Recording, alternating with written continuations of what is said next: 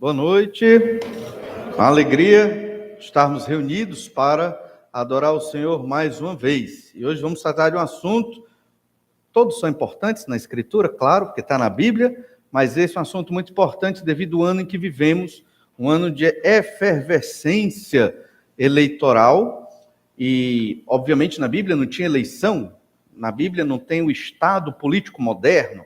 Então, as categorias que nós lemos na Escritura sobre política e autoridade são diferentes das categorias de um mundo em que vivemos hoje. No entanto, os princípios, o fundamento é o mesmo. E nós queremos observar hoje exatamente essa ideia em Romanos, capítulo 13, do verso 1 ao 7. Nós queremos hoje entender que a vontade de Deus é que nós obedeçamos às autoridades. É estranho porque essa questão de política, pensando em autoridades aqui, política, mexe muito com as pessoas. Então, vivi muitos anos no interior do estado, famílias se dividiam na época de eleição, porque as famílias, uma banda ia para um partido, outra banda para outro partido. Igrejas eram divididas por conta desse período da política. Então, nós temos que ter a nossa mente muito bem alinhada e ajustada com a palavra de Deus para não cometermos este grande erro. Essa semana, nós vimos aí, não vou dizer o que está certo ou está errado, mas pastores sendo acusados de problemas de corrupção. Então, como é que você acha que a população brasileira enxerga isso? Todos os pastores são assim. Quem que sai perdendo nessa história? Proclamação do Evangelho de Deus. Entende? E aí um princípio claro que nós vamos observar, se você vê um pastor se candidatando, não vote nele. Não vote nele. Porque ele não deveria usar a sua imagem como pastor para ganhar votos. Isso é um princípio básico. Deixa de ser pastor. Não usa o nome, não usa o título, não carrega a igreja, nem a sua denominação. Vá ser um político, se quer ser político partidário, dentro dessa perspectiva. Carregou o nome da denominação, já, ao meu ver, claro que isso não está muito explícito na Bíblia, mas isso é prejudicial. Então, vimos claramente que nem todo pastor significa, porque tem o nome de pastor, eu vou votar nele. Não. Não necessariamente, não é verdade? Mas isso são algumas reflexões que nós vamos fazer hoje, pensando que a vontade de Deus é que obedeçamos às autoridades, independente de quem são estas autoridades. Nós temos estudado a Epístola aos Romanos, essa segunda parte da Epístola, ela trata exatamente da parte prática. Três grandes temas nós vimos no verso 1 e 2 de Romanos, capítulo 12. Romanos 12, verso 1 e 2, nós vimos que nós, crentes em Jesus, temos que ser um sacrifício vivo a Deus. Então, você tem que se apresentar como um sacrifício vivo ao Senhor nosso Deus. Também vimos que nós temos que ter uma mente transformada pela palavra de Deus. E vimos mais ainda que nós devemos ser inconformados com o pecado desse mundo. Sacrifício, uma mente transformada, inconformados com o pecado desse mundo. Só assim experimentaremos o quê? Boa, agradável e perfeita vontade de Deus. E essa vontade de Deus se expressa nos nossos dons que usamos para a edificação da igreja. Essa vontade de Deus se expressa no amor para com o irmão e no amor para com o inimigo. Nós observamos, domingo passado, sobre amar o inimigo. E é interessante que, depois do verso 7, nós estamos aqui em Romanos 13, vamos observar do verso 1 ao 7, mas no verso 8, nós lemos assim, Romanos 13, 8. A ninguém fiqueis devendo coisa alguma, exceto o amor com que vos ameis uns aos outros. Interessante. O nosso texto sobre obedecer às autoridades está exatamente no meio do amor. Por quê? Porque quando você pensa em obedecer às autoridades aqui, no contexto em que eles estavam vivendo, os crentes de Roma, significa obedecer à autoridade de alguém que é seu inimigo. Isso aqui é um adendo nesse contexto de amar o inimigo. Amar a autoridade aqui é amar o seu inimigo, porque a autoridade aqui era o Império Romano. Quando Paulo escreveu essa epístola, quem era o imperador romano? Nero era o imperador romano. Nero não girava bem da cabeça, era um imperador romano cruel, que, por sinal, matou tanto Pedro como Paulo, né? Porque estavam ali ligados à pregação do evangelho e eram cristãos. Então, entenda o peso desse texto. Não amar a autoridade, obedecer à autoridade superior, não é só obedecer uma autoridade que está acima de mim e que, em certo sentido, é neutra, que não existe, ou que não me faz nenhum mal. Não. Obedecer à autoridade aqui é obedecer o Império Romano, que cobra impostos abusivos, cobrava naquela época, que matava as pessoas e que prejudicava principalmente quem? Os cristãos. Principalmente os cristãos. Nós estudamos na epístola de Paulo aos Hebreus, a epístola do autor aos Hebreus, que se você era judeu, você não sofria ataque do Império Romano, porque os romanos tinham ressalvas para com os judeus. Um judeu que vivia ali na província da Judéia, em Jerusalém, ali na província da Judéia, ele tinha liberdade de culto. O judeu não precisava adorar o imperador. O judeu podia ter sua religião ao Deus de Israel. O judeu tinha o sinédrio. O judeu podia seguir as suas leis, a lei de Moisés.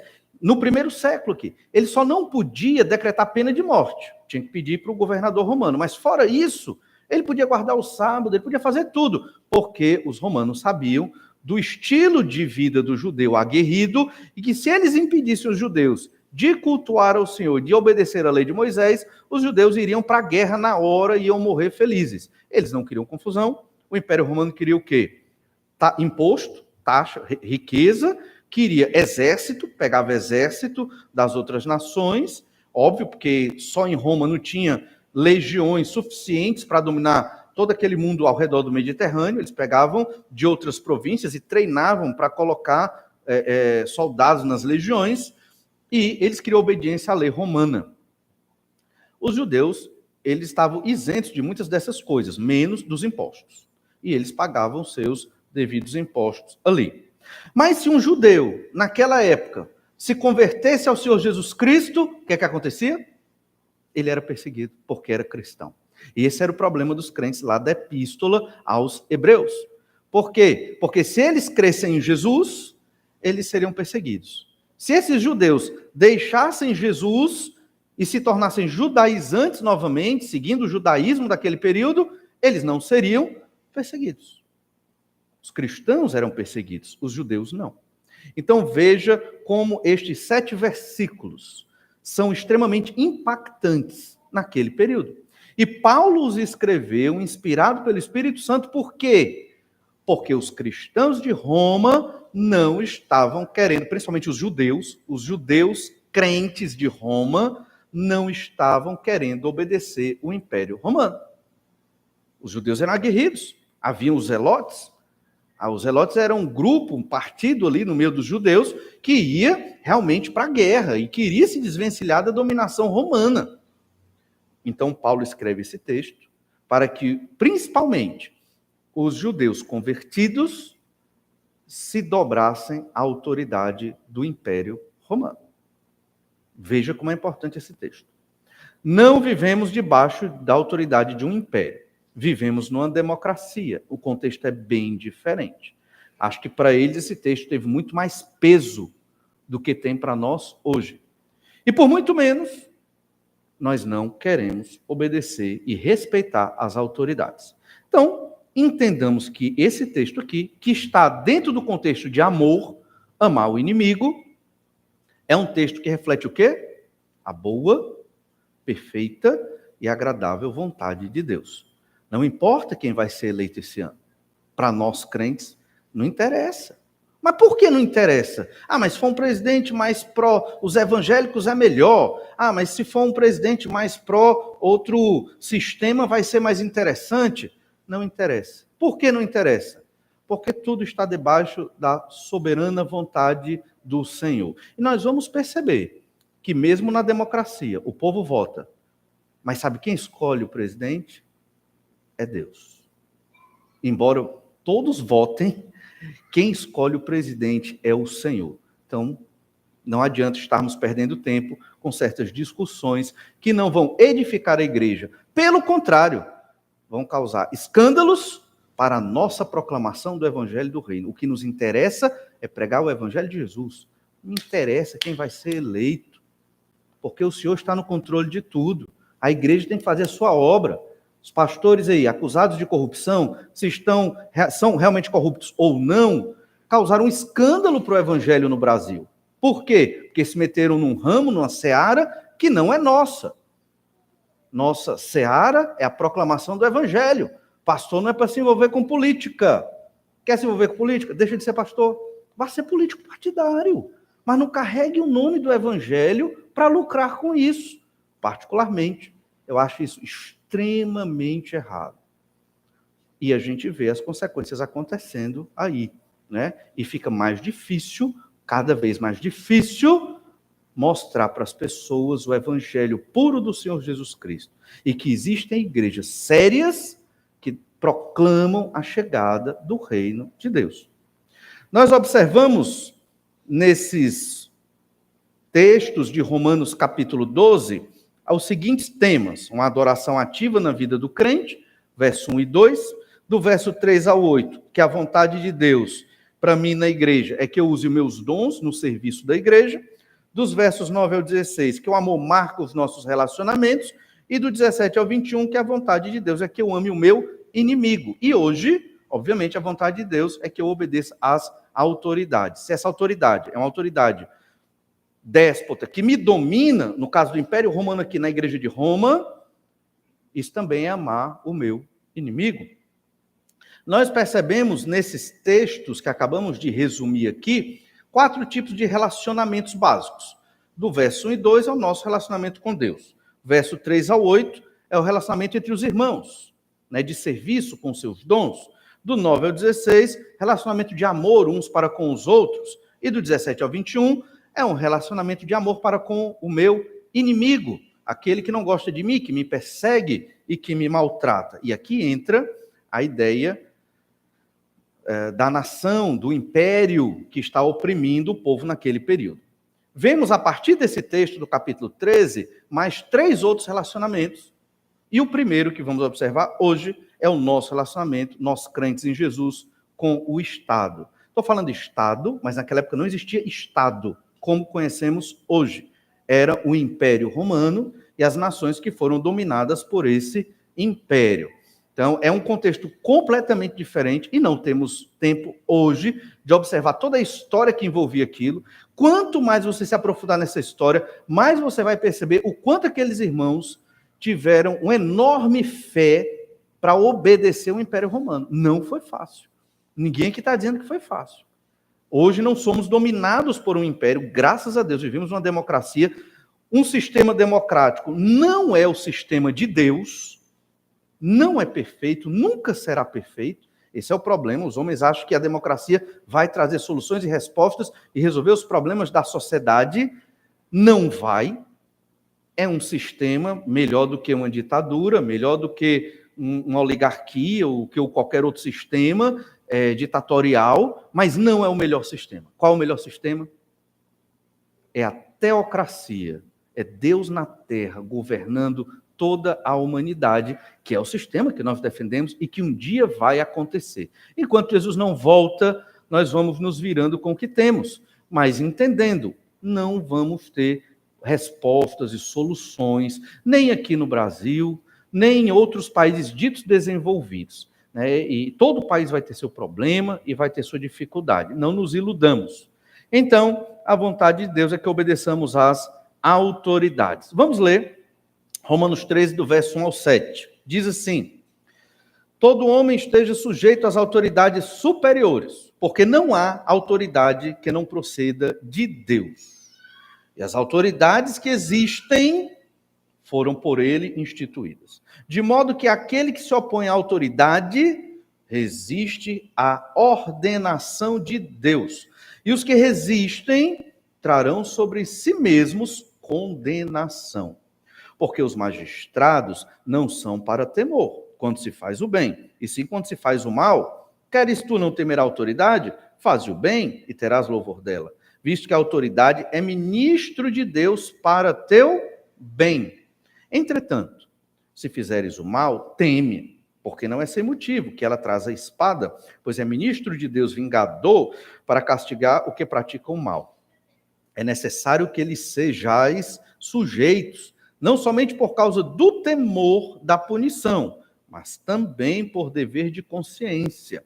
Por esse motivo, também pagais tributos, porque são ministros de Deus, atendendo constantemente a este serviço. Pagai a todos o que lhes é devido. A quem tributo, tributo. A quem imposto, imposto. A quem respeito, respeito. A quem honra, honra. Se isso para nós vivermos hoje é complicado, você imagine naquela época. Mas essa é a boa, agradável e perfeita vontade de Deus. Lembre-se, o justo vive pela fé. Leia esse texto, reflita nele, como vamos fazer hoje, e viva pela fé confiando no Senhor. Já observamos que esse período em que a epístola foi escrita foi o período de Nero. Nero estava na ativa, um imperador terrível e cruel. E, obviamente, ele perseguia os cristãos, como todos nós sabemos aqui. Então, não era fácil escrever isso. Não era popular escrever isso. Mas Paulo escreveu porque entendeu, provavelmente, que aqueles irmãos não estavam obedecendo às autoridades. Não era qualquer autoridade. Era o Império Romano que oprimia e perseguia os cristãos. Nero Cláudio Germânicos, ele governou de 54 a 68 depois de Cristo. Em 64 depois de Cristo, foi provavelmente quando Paulo escreveu a segunda epístola a Timóteo, logo depois ele morreu. Ele recebeu do Senado os poderes imperiais aos 17 anos de idade. Iniciou a perseguição aos cristãos de Roma sobre o pretexto de haver incendiado a cidade. Nós sabemos que foi ele mesmo, na sua loucura, que provocou tal incêndio. Os apóstolos Paulo e Pedro foram martirizados ali por volta do ano 64 depois de Cristo, talvez um pouquinho depois. Então, perseguição cristã ali, contra os cristãos, melhor dizendo, foi enorme, por conta dos impostos abusivos. Muitos dos cristãos, principalmente judeus, eles se revoltavam contra Roma e havia uma grande perseguição ali. Certos momentos, a igreja naquele período não podia ficar à vista, né, do Império Romano, era a capital do mundo, era Roma. Eles iam para onde? As catacumbas romanas. Eram 5 andares no subsolo. E ali eles se escondiam. Haviam 25 metros, ao que se acredita, né, 25 metros, segundo algumas pesquisas, de profundidade das catacumbas de Roma. Ou seja, eram como se fosse um prédio para baixo. Catacumbas, porque eles enterravam os seus mortos e ali mesmo eles faziam culto ao Senhor, porque na superfície de Roma não dava para fazer culto quando estava num período mais perigoso da perseguição. Há uma catacumba, a ser destacada, de Santa Sabina. Ela possuía as seguintes dimensões: 16.475 metros quadrados de superfície, só esta catacumba. E para comparar melhor, isso chega a ser aproximadamente 10 vezes o tamanho do terreno da nossa igreja. Essa era uma das catacumbas. Então era um verdadeiro labirinto subterrâneo. Ainda existe hoje, né? Óbvio que você não pode entrar em tudo lá embaixo, mas deve ter, eu nunca fui, mas deve ter atração turística para você conhecer alguma coisa das catacumbas de Roma. O fato é que eram verdadeiros labirintos onde os cristãos se escondiam da perseguição de Roma. Então, você imagina, era talvez quente, né, difícil de respirar, né, a luz de tochas, o cheiro não era agradável, devia ter muito rato e muita barata, e era ali que eles adoravam ao Senhor. Eram os cristãos de Roma que receberam esta carta e as palavras de Paulo. Obedeça às autoridades. Imagina? Tinha que obedecer, mesmo a autoridade como essa do Império Romano. Difícil? Sim, mas é o que o Senhor requer de nós. Então, lá em Atos, capítulo 18, verso 2, nós percebemos aqui nesse relato, vamos ler o versículo, que diz que os judeus cristãos, eles causaram tanto conflito em Roma, que o imperador Cláudio decretou expulsá-los da cidade de Roma, só para você ter esse entendimento. Não eram só os cristãos, na verdade os cristãos não causaram nem tanto conflito assim, eram mais os judeus mesmo os não convertidos. Mas, obviamente, Cláudio não fez tanta distinção, botou para fora todo mundo. Em Atos 18:2 nós lemos: lá encontrou certo judeu chamado Áquila, natural do Ponto, recentemente chegado da Itália, com Priscila, sua mulher, em vista de ter Cláudio decretado que todos os judeus se retirassem de Roma. Então, Paulo se aproximou deles. Então, isso aqui é um dado histórico, e isso mostra o tipo de vida aguerrido dos judeus daquele período, que não aceitavam a dominação romana de jeito nenhum. No ano 70, nós sabemos que houve o grande conflito, Jerusalém destruída, muitos judeus mortos ali, e desde aquele período, né, o templo foi arrasado até os dias de hoje. Nós queremos, então, à luz de todo esse contexto, que ainda é pequeno, né, depois você pode estudar mais sobre esse período, é interessante, porque você vai perceber o impacto do que esse texto quer dizer para aqueles irmãos daquela época, e traduzir esse impacto para hoje. Ou seja, o que nós queremos aprender aqui é que a vontade de Deus é que obedeçamos às autoridades, a despeito de quem são as autoridades. Se são boas ou más autoridades. Normalmente são más. A gente escolhe o menos ruim, mas aqui no nosso país sempre são más. Raramente você vai tirar um que não seja ruim. Então, nós não devemos. Essa é a sabedoria que a Escritura nos mostra. Nós não devemos comprometer o nosso testemunho com o Evangelho de Jesus por causa dos políticos. Não vale a pena levantar uma bandeira de uma pessoa que nem creu no Senhor Jesus Cristo. E nem vê um testemunho em nenhum lado, em nenhum deles, nem na bancada evangélica você encontra direito, nem nos pastores que estão ligados aos políticos, muitas vezes. Ou seja, não é a nossa luta, não é a nossa briga, não é a nossa missão se envolver nessas questões. Então vamos ser apolíticos? Não estou dizendo isso, a gente vai chegar nesse ponto. 3 princípios sobre a obediência às autoridades. O primeiro deles, muito claro, devemos nos sujeitar a elas, né, às autoridades. Esse é o primeiro princípio, todos nós temos que nos sujeitar. Autoridade federal, estadual, municipal, Detran, qualquer que seja a autoridade. Nós temos que nos sujeitar, mesmo que discordemos destas autoridades. E por que devemos nos sujeitar às autoridades? Primeiro, porque a Bíblia ordena, é uma ordem clara, e nós devemos nos submeter a estas leis e autoridades. Romanos 13, verso 1 diz: todo homem esteja sujeito às autoridades superiores. Todo homem, não são só alguns. E obviamente não está falando só do ser masculino, está falando do homem e da mulher. E diz as autoridades superiores. É uma autoridade superior a mim? Eu tenho que respeitar. Eu tenho que obedecer. Porque não há autoridade que não proceda de Deus. E mais à frente nós observamos isso.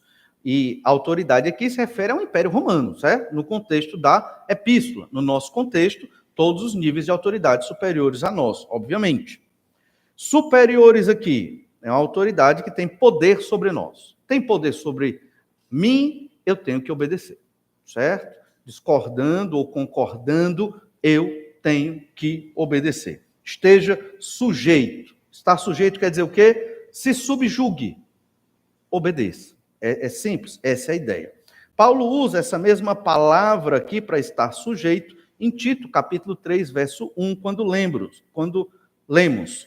Lembra-lhes que se sujeitem aos que governam, às autoridades, sejam obedientes, estejam prontos para toda boa obra.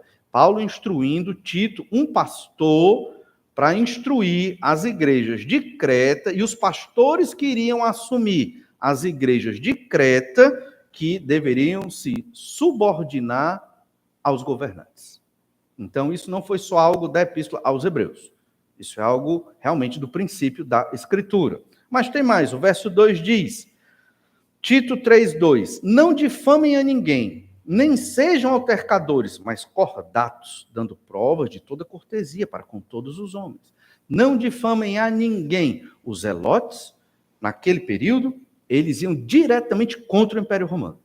Eles eram os que enfrentavam o império, iam para a briga, iam para a batalha, difamavam mesmo, falavam impropérios, palavras horríveis contra o império. E o império merecia, talvez até mais, mas não importa. Para nós que somos crentes, não vamos participar destas questões.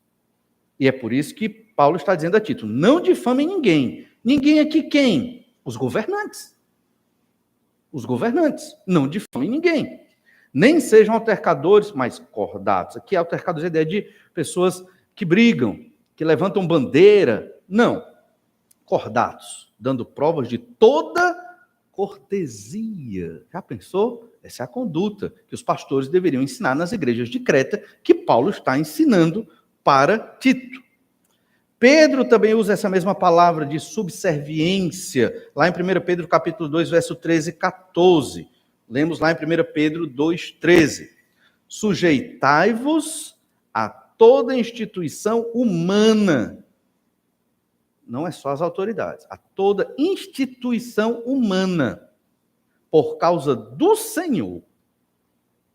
Não é por causa da autoridade em si, do governante em si, mas é por causa do Senhor. Quer seja o rei como soberano, quer as autoridades como enviadas por ele, tanto para castigo dos malfeitores, como para louvor dos que praticam o bem. Sujeite-se a toda instituição humana. Lembre-se que Pedro foi morto por Nero no ano 64, aproximadamente depois de Cristo.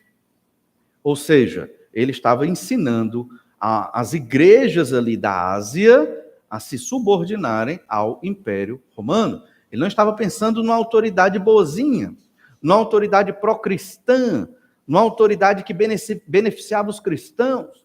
Eles estavam no contexto de perseguição, contexto de guerra, contexto de opressão, de taxas, de impostos. Eles eram ensinados a obedecer às autoridades. Então, isso é muito explícito. E o verso 15, 1 Pedro 2,15, nós lemos: porque assim é a vontade de Deus, que pela prática do bem façais emudecer a ignorância dos insensatos.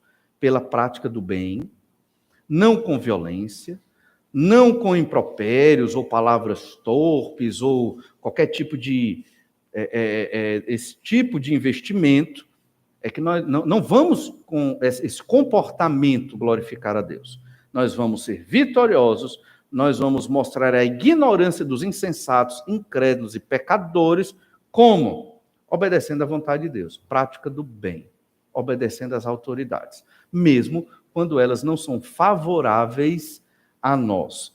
E aqui eu quero fazer uma relação com o texto de Romanos 12, que nós estudamos domingo passado, verso 20. Pelo contrário, se o teu inimigo tiver fome, dá-lhe de comer. Se tiver sede, dá-lhe de beber. Porque fazendo isto, amontoarás brasas vivas sobre a sua cabeça. Esse texto aqui, esse pronome sua, ele se torna ambíguo. E às vezes fica difícil você entender bem. As brasas vivas serão amontoadas sobre a cabeça de quem? Dá a entender que é a cabeça do inimigo, quer dizer, a cabeça do crente que está amando o inimigo, não é? Mas não, o texto bem claro, né, no grego, deixa muito explícito que as brasas vivas devem ser amontoadas sobre a cabeça do inimigo.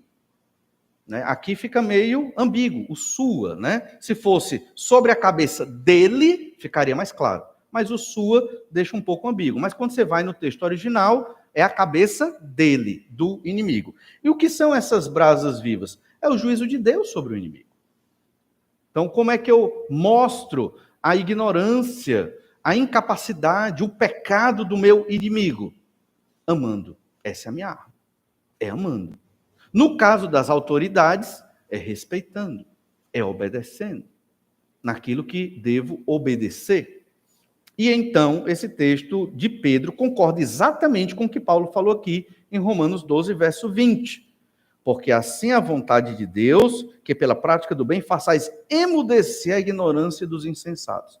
De modo que os nossos inimigos, eles vão ou ter vergonha do mal que estão fazendo, ou vão retroceder e vão pensar, por que eu maltrato esta pessoa e ela só retorna em coisas boas para mim? Por que eu esculhambo, prejudico, faço de tudo para esse cristão sofrer e ainda assim ele só devolve em coisas boas? Alguma coisa está errada aqui. Isso não existe. Isso não existe no mundo. E é isso que o Senhor usa para transformar a vida das pessoas. Essa é a nossa pregação em vida. É amar aqueles que nos maltratam. Hoje o nosso texto é sobre as autoridades. Falando aqui do Império Romano, aplicando para o nosso contexto político, esse ano de eleição.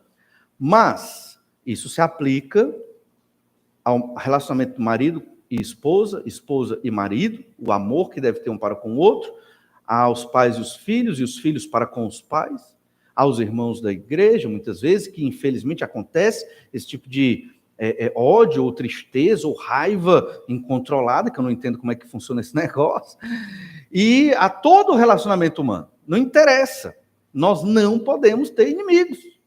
O cristão é assim, ele não pode ter inimigos. Ele tem que amar a todos e viver desta forma, porque esta é a vontade de Deus. Fazendo isto, você vai amontoar brasas vivas sobre a cabeça da pessoa que te odeia, do teu inimigo. E o que são essas brasas vivas? Certamente, o juízo de Deus sobre aquela pessoa, para que ela se envergonhe do seu pecado, se arrependa e busque ao Senhor. Esta é a estratégia.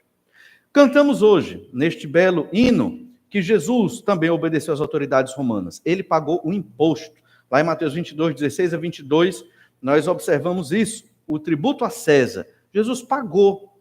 Isso para os judeus, eles não queriam pagar esse imposto. Era um absurdo, mas Jesus paga o imposto. Jesus obedece à autoridade. Jesus nem titubeia, nem pensa, nem vai contra. Ele paga o imposto. Por quê? Porque para Jesus, essa não é a questão. Essa não é a briga. Entende? Esse não é o problema. O que é que Jesus queria? Levar a salvação aos perdidos. Jesus disse, Lucas 15, eu vim buscar o que está perdido. Aí vem a parábola da moeda perdida, ou no caso a dracma, a ovelha perdida e o filho perdido, que é o filho pródigo.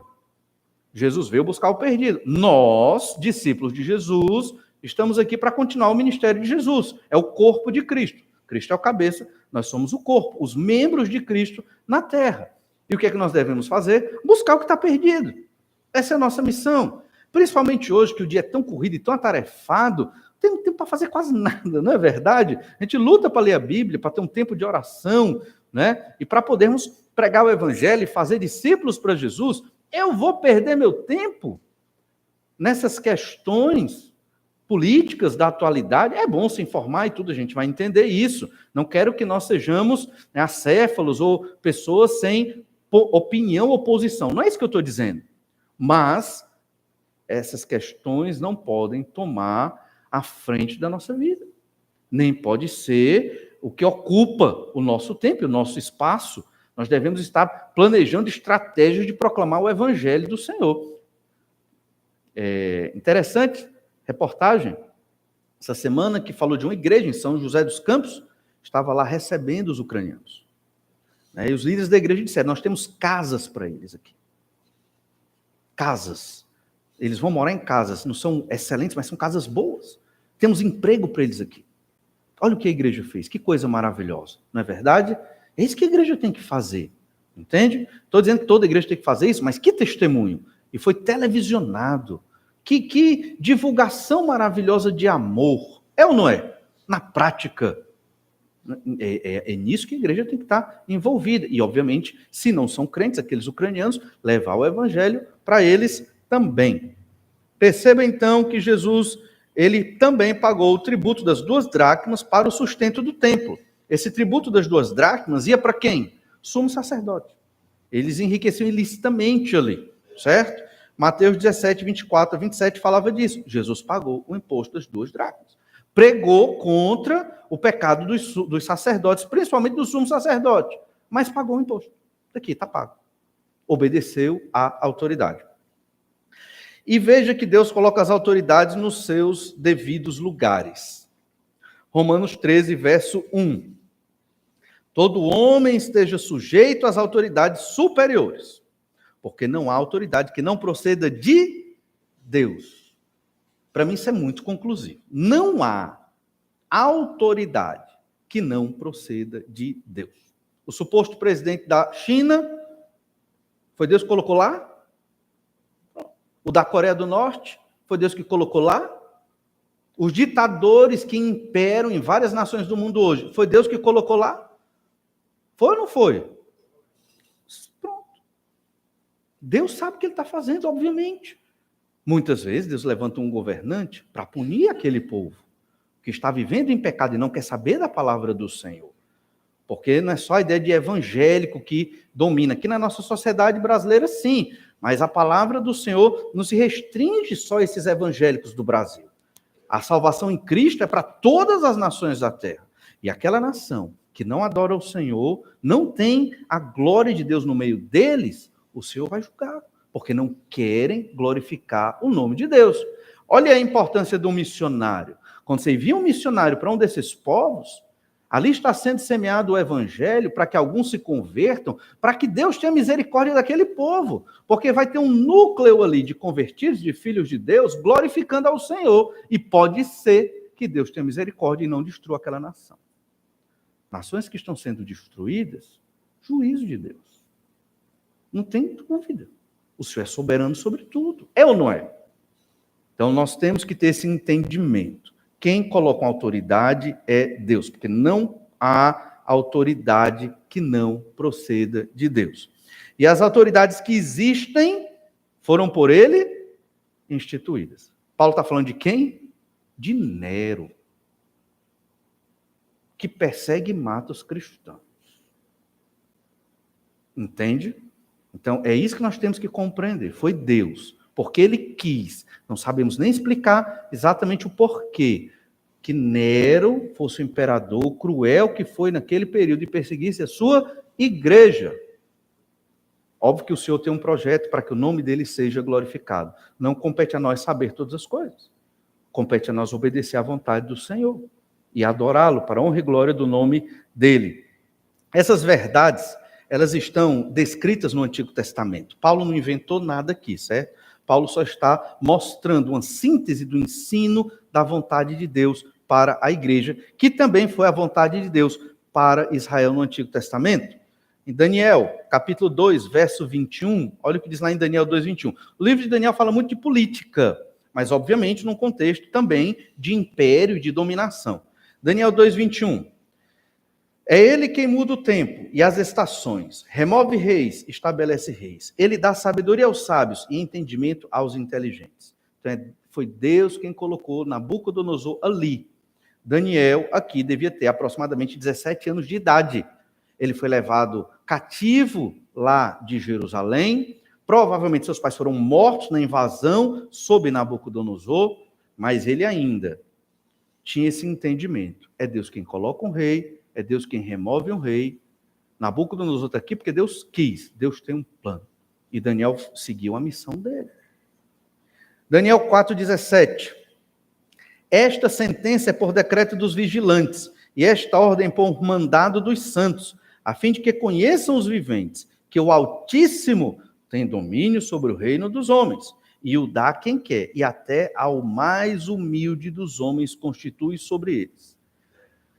Isso aqui era Deus ensinando Nabucodonosor. Deus tinha um projeto para aquele homem. Penso eu, à luz do capítulo 4 de Daniel, que o rei Nabucodonosor creu no Senhor, no seu ungido, no Messias, e se tornou parte do povo de Deus. Particularmente, penso que foi o que aconteceu. E Deus o humilhou para que ele reconhecesse que tudo que ele tinha, os jardins suspensos da Babilônia e todo aquele poder, foi dado por ele, o Senhor, o Deus de Israel. E no final da sua prova, quando ele fica ali como se fosse um boi pastando por um período de 7 anos, ele reconhece, no final, que o Senhor é o Altíssimo e ele glorifica Deus. As palavras de Nabucodonosor, no começo e no fim deste capítulo, provavelmente foi ele mesmo que escreveu, sob a orientação do profeta Daniel, e foi anexado ao livro de Daniel, para que nós saibamos que é Deus quem escolhe um rei, uma autoridade, usa como quer e transforma como quer. Ele é o Senhor, ele é o soberano, e é sobre o Senhor que nós devemos nos prostrar e confiar. Quer ajudar o Brasil? Fazer uma vigília de oração? Fazer jejum e oração? Marcar um dia em um feriado? A gente fala menos de política e ora mais. Para que o Senhor tenha misericórdia da nossa nação. Será que não é mais interessante? Pensem nisso, porque essa é a nossa arma. Esse é o nosso poder. Nós não temos outra coisa para recorrer, porque a Bíblia diz que temos que obedecer às autoridades, respeitar as autoridades. Não é verdade? E aí, o que nós vamos fazer? Vamos orar. A oração é a nossa grande arma para que o Senhor tenha misericórdia, sim, da nossa nação. O Senhor Jesus Cristo ensinou que Deus confere autoridade segundo a sua vontade.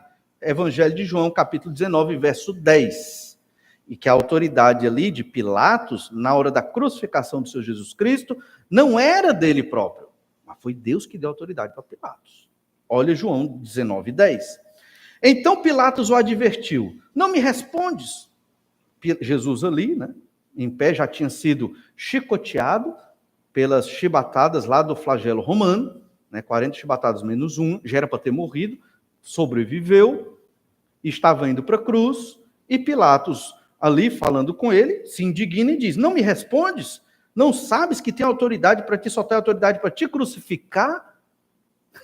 Quer dizer, como se Pilatos tivesse autoridade para subjugar o Filho de Deus. O que é que Jesus responde no verso 11? Nenhuma autoridade teria sobre mim, se de cima não te fosse dada. Por isso que me entregou a ti, maior pecado tem. Pensando que talvez em Judas, certamente. Mas a questão é, Pilatos só tinha autoridade porque Deus deu. Para matar, condenar à morte de cruz o Filho de Deus. Tudo está nas mãos do Senhor, irmãos. Tudo está nas mãos do Senhor. Exemplos de autoridades constituídas por Deus que eram incrédulas e idólatras. Nós observamos, por exemplo, o próprio Nabucodonosor. Lá em Jeremias 27, 6, nós lemos: agora eu entregarei todas estas terras ao poder de Nabucodonosor, rei da Babilônia, meu servo. Ele não tinha crido, provavelmente aqui ainda, Nabucodonosor. Jeremias, quando escreve essa profecia, é antes da invasão de Nabucodonosor, em 605 a.C., certo? Então ele era um rei idólatra e pagão. Deus chama ele de meu servo, porque ele está usando aquele homem ímpio, incrédulo, idólatra, para realizar a vontade dele, porque Deus, ele é soberano sobre tudo. Tem um ateu ali que não crê em Deus. Sim, mas Deus é que está sobre a vida dele. E ele só está vivo porque Deus quer. Não pense que uma pessoa que não crê em Deus está livre do poder de Deus, de forma nenhuma. Toda a sociedade está sob o comando do Senhor. E, completando o versículo, e também lhe dei os animais do campo para que o sirvam. Então, Deus claramente entregou todas essas terras na mão do rei idólatra Nabucodonosor. Isaías 44, 28. Que digo de Ciro? Ele é meu pastor e cumprirá tudo o que me apraz. Que digo também de Jerusalém? Será edificada e do templo será fundado. Essa profecia aconteceu entre o ano de 740 e 700 a.C. O período de Ciro vai lá para o século VI a.C., né? Foi quase 150 anos depois que essa profecia foi dada, talvez um pouco mais. Ou seja, é um relato profético. Ciro nem existia nesse período e Deus está falando de usar também este rei idólatra para realizar sua vontade. E foi ele que libertou, né, trouxe, né, o povo de volta para Jerusalém, colocou o edito ali de libertação, de retorno, depois do cativeiro babilônico, e tudo indica que foi Daniel que escreveu aquele edito lá para que o povo pudesse voltar. Isaías 45, verso 1. Assim diz o Senhor ao seu ungido, a Ciro, a quem tomo pela mão direita, para abater as nações ante a sua face, e para descingir os lombos dos reis, e para abrir diante dele as portas que não se fecharão. Ciro, o ungido aqui é a palavra para Messias, viu? Messias, o escolhido. Ciro foi o ungido. Deus tomou pela mão direita. Um rei, um imperador idólatra. Por que Deus fez isso? Porque o Senhor, ele queria ajustar as contas com algumas nações e usou Ciro como seu instrumento. E lemos hoje também sobre o rei Saul. É muito interessante, como eu falei no início, o povo vota, mas quem escolhe é Deus. Não duvide disso. Então não interessa essa eleição, não interessa a quantidade de votos, nem as pesquisas que estão sendo colocadas aí, porque no final vai ser aquele que Deus escolheu, e pronto. Para a desgraça ou para a bênção. Deus é que sabe. Deus pode querer punir a nossa nação. Um presidente ruim. Deus pode querer abençoar um presidente menos ruim. Não sei. Entendem? Mas olhe o exemplo do rei Saul. 1 Samuel 8,5. E lhe disseram, vê, isso aqui disseram para Samuel, né? Já estás velho, teus filhos não andam pelos teus caminhos, constitui-nos, pois, agora um rei sobre nós, para que governe como o tem todas as nações. O povo pediu um rei. Isso foi pecado? Não. O pecado foi pedir um rei como o das outras nações, um rei opressor e pecador. Porque em Deuteronômio 17, na lei de Moisés, já previa a escolha de um rei. Só que o povo devia esperar que Deus escolhesse o rei segundo o coração de Deus, e não qualquer rei. E o povo colocou alguns critérios aqui. Só que Deus escolheu o rei, e escolheu o rei que o povo merecia, o rei que o povo queria, um rei como o das outras nações. Olha 1 Samuel 9,17. Quando Samuel viu a Saul, o Senhor lhe disse, eis o homem de quem eu já te falara, este dominará sobre o meu povo. Deus escolheu o rei aqui, certo? Houve sortes, foi tirado sortes, até chegar na tribo de Benjamim e até chegar em Saul. Não foi uma eleição, como acontece hoje, mas foi o que se conhecia na época. Mas quem escolheu foi o Senhor. E nós vemos isso em 1 Samuel 10, do 19 ao 21, mas não precisa a gente observar. Só para que nós entendamos que mesmo que hajam eleições democráticas, o final sempre vai ser o que Deus quer. Nós podemos relaxar e ficar tranquilos, porque o desenrolar é o Senhor que está no comando. Vamos nos preocupar com coisas mais importantes? Vamos nos dedicar à proclamação do Evangelho? Vamos estudar mais a Escritura? Vamos fazer discípulos para Jesus? Quem está fazendo discípulos para Jesus hoje? Quanto essa semana pregou o Evangelho para alguém? Essa semana você orou com algum irmão? Você teve alguma atividade espiritual interessante na sua vida? Ou você está só aqui nos rituais da igreja, que são bons, mas que não é só isso a vida cristã. É mais, né? É muito mais. E então, teve uma atitude de amar um inimigo essa semana? Ah, não tem inimigo, graças a Deus. Expressou o seu amor para com os perdidos? Irmãos, a igreja tem muita coisa para fazer. Tem muita atividade. Temos que investir a nossa vida nessas questões. Amar nossas famílias, cuidar dos nossos filhos. Vamos perder tempo com políticos que não têm o mínimo de compromisso com a vontade de Deus e a verdade do Senhor? De forma nenhuma. Ora a Deus, entrega a Deus, o Senhor cuida. Ele é soberano sobre tudo. Não podemos perder tempo com certas questões. Romanos 12, verso 20 e 21 já falamos, que é exatamente a ideia das brasas vivas sobre a cabeça daquele que nós amamos. Deus vai julgar. Se está vindo contra nós e é nosso inimigo e vai perseguir a igreja, o Senhor vai julgar, o Senhor vai resolver.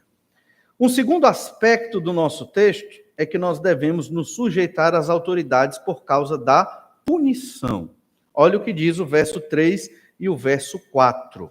Romanos 13, vamos começar lendo do verso 2. De modo que aquele que se opõe à autoridade resiste à ordenação de Deus, e os que resistem trarão sobre si mesmos condenação. Lembrando, falando do Império Romano, falando de Nero, resistir à autoridade de Nero é resistir a Deus. Olha aí como isso é pesado. E você vai trazer condenação sobre si. Você está resistindo ao próprio Deus. Foi ele que colocou. Ah, mas é um governador horrível, é um imperador mau e cruel. Deus é soberano sobre tudo. Foi Deus que colocou ele ali, né? Cumpra a sua missão, obedeça os desígnios do Senhor. Opor-se aqui é uma palavra muito forte, né? Mas é a ideia de cometer um pecado. Eu vou me opor à autoridade, eu eu vou cometer um pecado porque eu estou indo contra o que Deus designou, contra a vontade do Senhor. Resistir é a mesma ideia também de rebeldia e de rebelião. Quem faz o bem não precisa temer a autoridade. Isso é muito importante. Romanos 13, verso 3. Porque os magistrados não são para temor, quando se faz o bem, e sim quando se faz o mal. Queres tu não temer a autoridade, faze o bem e terás louvor dela. E aqui Paulo escreveu para um grupo de crentes, lá na igreja de Roma, que tinham medo do Império Romano. Que tinham medo. Então, se você faz o que é correto, não precisa temer a autoridade. As coisas vão fluir corretamente. Até porque o Império Romano, de modo geral, ele só queria que você obedecesse as leis deles e os impostos, as taxas. E, dependendo do povo, soldados. Mas Nero era maluco, fazia coisas terríveis, mas o princípio básico é, se você obedecer, você não terá problemas. Nós sabemos que não é sempre assim, não é verdade? Nós sabemos que, mesmo obedecendo, nós podemos passar por problemas. E, para que os irmãos não entendam mal, existem exceções, isso a gente vai tratar mais na frente, em que o crente desobedece à autoridade. Existe. Mas a gente vai pontuar, biblicamente, que exceções são essas. Não é questão de mudança de opinião ou questões ideológicas, até porque o crente não tem ideologia, certo? Nós não temos ideologia. Nós temos teologia. Nós temos Bíblia. E nenhuma ideologia se encaixa aqui na Bíblia. Nenhuma ideologia moderna se encaixa aqui, certo? A nossa fé é baseada numa teologia, que é completamente distinto do que a gente entende hoje por ideologia. Você defende uma ideologia, qualquer que seja, liberal ou social, você está indo contra a Escritura, porque as duas, na sua essência, são pecaminosas e promovem a idolatria. Tanto o liberalismo quanto o socialismo, as que a gente mais conhece, mas também o conservadorismo, o nacionalismo e várias outras ideologias. Tem uma multidão de ideologias por aí, essas são as mais conhecidas. Então não se engane com esse discurso político ou de crenças sociais, certo? Nós crentes não defendemos nenhuma dessas ideologias. Ah, pastor, estou com dúvida nisso? Depois a gente pode conversar, ou podemos marcar um curso sobre essas questões, mas a Bíblia, ela traz outro sistema, que é impossível de ser aplicado aqui, por causa do pecado do homem. Mas quando Jesus vier, ele vai aplicar o reino de Deus na sua efetividade. O que nós vivemos hoje, vivemos sim no reino de Deus. A igreja é uma expressão desse reino. Em breve o reino será consumado, quando Jesus voltar. Ele é o nosso rei. Ele é o nosso governante. Nós representamos o rei, o Senhor Jesus Cristo. Então não vamos nos envolver nos assuntos dos habitantes desta terra, porque nós somos da pátria celestial. Pensei que o pastor já me escolheu um cântico sobre a pátria celestial, mas deixa para o próximo domingo. 1 Pedro, capítulo 2, verso 14, pensando no que nós lemos aqui. Pedro diz, quer as autoridades como enviados por ele, tanto para o castigo dos malfeitores, como para o louvor dos que praticam o bem. Se havia autoridades para castigar, né, os que fazem o mal, como para o louvor dos que fazem o bem. Isso aqui é o ideal, mas nem sempre isso vai acontecer. Nós vamos entender como é que nós ficamos no meio de um contexto de uma autoridade abusiva. A autoridade, ela é ministro de Deus. Ministro quer dizer servo. Já falamos de Ciro e já falamos de Nabucodonosor, que eram servos do Senhor para realizar a vontade de Deus no Antigo Testamento. Olha Romanos 13, verso 4. Visto que a autoridade é ministro de Deus para o teu bem, entretanto, se fizeres o mal, teme, porque não é sem motivo que ele traz a espada, pois é ministro de Deus, vingador para castigar o que pratica o mal. É estranho. Paulo está falando isso a respeito de Nero e do Império Romano. O Império Romano vai defender os cristãos? É claro que não. O Império Romano vai ser bom para os cristãos que não estão fazendo nada de mal? Certamente não vai. No entanto, faze o bem, porque essa autoridade não vai ter motivo para te maltratar. Mas se você fizer o mal, for contra ela, desobediente, faccioso e rebelde, ela vai ter motivo. para usar a espada, e a espada aqui é o gládio romano, que as autoridades romanas usavam para impor a sua autoridade. Lá em Provérbios 8,15, nós lemos assim, Provérbios 8,15, por meu intermédio reinam os reis, e os príncipes decretam justiça. Por meu intermédio governam os príncipes, os nobres e todos os juízes da terra. É Deus quem escolhe os governantes. Eles são servos do Senhor, ministros de Deus, inclusive as autoridades idólatras e pecaminosas. E por fim, nesse versículo 4, Romanos 13, verso 4, a autoridade é vingador de Deus. Vou ler do início do versículo. Visto que a autoridade é ministro de Deus para teu bem, entretanto, se fizeres o mal, teme, porque não é sem motivo que ela traz a espada, pois é ministro de Deus, vingador para castigar o que pratica o mal. Então, Deus usa as autoridades para castigar os que praticam o mal. Esta é a regra geral. Muitas vezes, existem muitas exceções. Por exemplo, nem todos os que praticam o mal são castigados. Eles escapam dessas autoridades. Acontece injustiça? Acontece. O mundo não é perfeito. É um mundo de pecado, claro.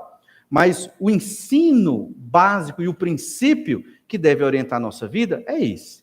Se eu sou crente, eu obedeço à autoridade, quer seja boa ou má, e se eu sigo a instrução da autoridade, que é ministro de Deus, eu não preciso temer. O Senhor está comigo e tudo vai acontecer segundo a vontade de Deus. Veja que o Senhor Jesus Cristo não se envolveu em conflitos contra o Império Romano.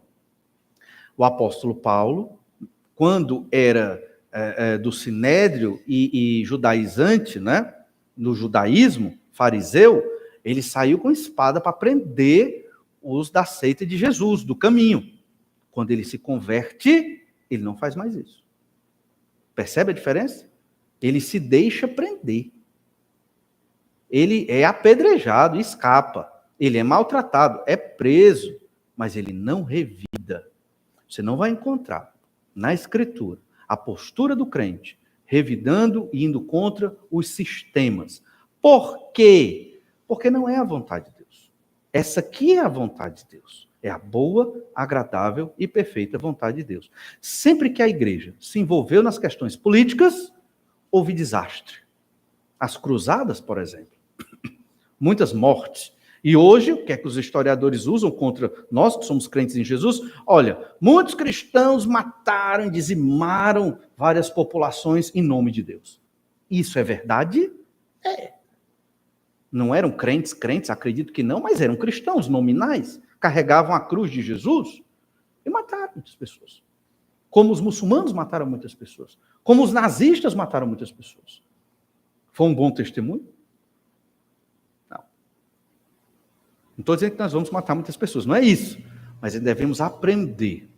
Essa questão política não é a nossa seara. Também não estou dizendo que você não deve ter uma posição e uma postura, porque você vive numa democracia e deve votar, obviamente, e deve avaliar os candidatos, é claro, é óbvio, e deve orar pela nossa nação. Afinal de contas, vivemos neste mundo terreno, segundo essas leis humanas, mas nós devemos ter a gradação correta. Essa é a questão. Não perca seu tempo, sua vida, sua energia, seu bom humor, seus irmãos e suas amizades por políticos que nem te conhecem e nem querem saber de você. Certo? Não tem esse compromisso. Pode até parecer, mas não acredito, honestamente falando, né? Então, vamos cumprir a nossa missão, o nosso papel, proclamando o evangelho do Senhor Jesus. E, por fim, devemos nos sujeitar às autoridades por causa de Deus. Essa é a última ideia, e vai ser do verso 5 ao 7. E para que os irmãos não entendam, então vamos obedecer cegamente tudo, tem algumas coisas em que os crentes podem, biblicamente, desobedecer às autoridades, e nós vamos entender que coisas são essas, mas só no próximo domingo. Que o Senhor nos ajude, nos abençoe a termos esta sabedoria. Não caiamos na armadilha que muitos evangélicos e igrejas caíram. Que armadilha? Vamos nos envolver na política para ganhar esse poder político em favor dos evangélicos. Tudo errado. Tudo errado. Até porque o governante, ele não deve governar só para a sua base eleitoral. Ele deve governar para a nação. Um governante justo no nosso país tem que governar para todas as etnias do Brasil, para todos os níveis sociais, para todas as religiões. Para todas as religiões. Deus deu liberdade, irmãos, para a humanidade escolher que Deus quer servir. Foi ou não foi? Foi. Deus deu liberdade. Né? Infelizmente, a maioria da humanidade escolhe o pecado e a idolatria. O Senhor abriu os nossos olhos para escolher o Senhor, o Deus verdadeiro, Pai do Senhor Jesus Cristo, que enviou o seu Filho para morrer na cruz pelos nossos pecados. Mas nós temos que compreender que é assim que deve funcionar, mesmo que um dia Deus tenha misericórdia de nós e mande um homem de Deus para governar a nossa nação. Ele talvez não dure muitos meses, mas ele deve governar para todos. E os povos, mesmo aqueles que são contra o Senhor Jesus Cristo, vão reconhecer como Deus é maravilhoso, levantando um homem justo para governar uma nação ímpia. Vamos orar para que o Senhor nos abençoe. Te louvamos, Pai amado, porque o Senhor é um Deus maravilhoso e cuida de nós. Senhor, dá-nos esta sabedoria. Como deve ter sido difícil para aqueles irmãos de Roma, escondidos naquelas catacumbas, fugindo da perseguição de Nero, ouvir essa palavra do apóstolo dizendo para obedecer às autoridades, porque são ministros do Senhor. Da mesma forma, para nós hoje, na verdade, em escala bem menor para nós hoje, também é difícil ouvir o que esse texto nos diz. Abre a nossa mente, Pai amado. Abre o nosso entendimento para investirmos da nossa vida no Teu reino, nas Tuas coisas, na proclamação do Evangelho. Orarmos pela nossa nação, sim. Termos um posicionamento político, sim. Mas não permitindo que estas questões afetem a nossa atitude de glorificar o Teu nome. O amor de uns para com os outros aqui e o amor para com os inimigos. Que o Senhor nos ajude, é o que te peço em nome de Jesus. Amém. Momento de oração silenciosa. Converse um pouco mais com o Senhor, seu Deus. Deus abençoe e lhe dê uma excelente semana.